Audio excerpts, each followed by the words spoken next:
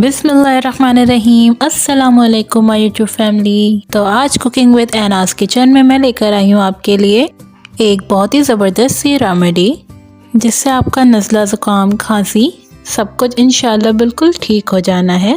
सर्दियों का मौसम है तो ये सब चीज़ें तो चलती रहेंगी, तो इसीलिए साथ में आप ये कैंडी ज़रूर बना के रखिए जिससे इंशाल्लाह आपको ज़रूर आराम आएगा।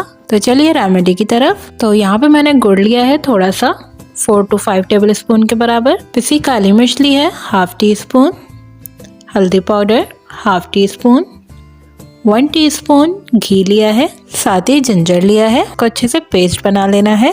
बिल्कुल अच्छे से पेस्ट बनाइएगा कि ये मुंह में ना आए। तो सबसे पहले जिसमें आपने कैंडी सेट करनी है वो हम तैयार करके रख लेंगे। तो यहाँ पे मैंने एक प्लेट ली है जिस पे हम ऑयल अच्छे से ग्रीस कर लेंगे और अब इसको साइड पे रख देंगे। तो सबसे पहले फ्राई पैन में मैं घी शामिल कर दूंगी जो हमने 1 टीस्पून लिया है। अब जैसे ही घी हमारा मेल्ट हो गया हमने इसमें शामिल कर दिया गुड़। फ्लेम को हाई नहीं रखिएगा, मीडियम लो रखिएगा ताकि गुड़ हमारा जले ना।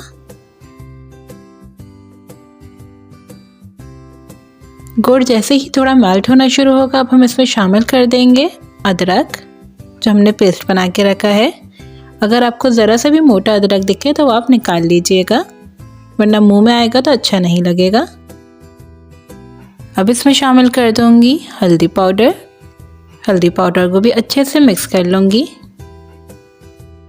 तो अब जब तक ये हार्ड नहीं हो रहा है, गाढ़ा नहीं हो रहा है, हमने इसे पकाते रहना है लो फ्लेम पे।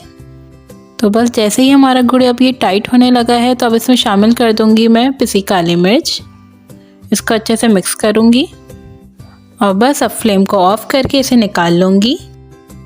तो यहाँ पे मैं इस तरीके से निकाल रही हूँ, फ़ौरन निकालिएगा वरना अगर आप थोड़ी देर गुड़ को ऐसे ही छोड़ देंगे तो वो हार्ड हो जाएगी और फिर शेप नहीं आएगी। तो बस इसी तरीके से मैं सारी कैंडी तैयार करके फिर मिलती हूँ। तो बस जब हमारी कैंडी हार्ड हो जाए तो इसको नाइफ से इस तरीके से निकाल लीजिएगा।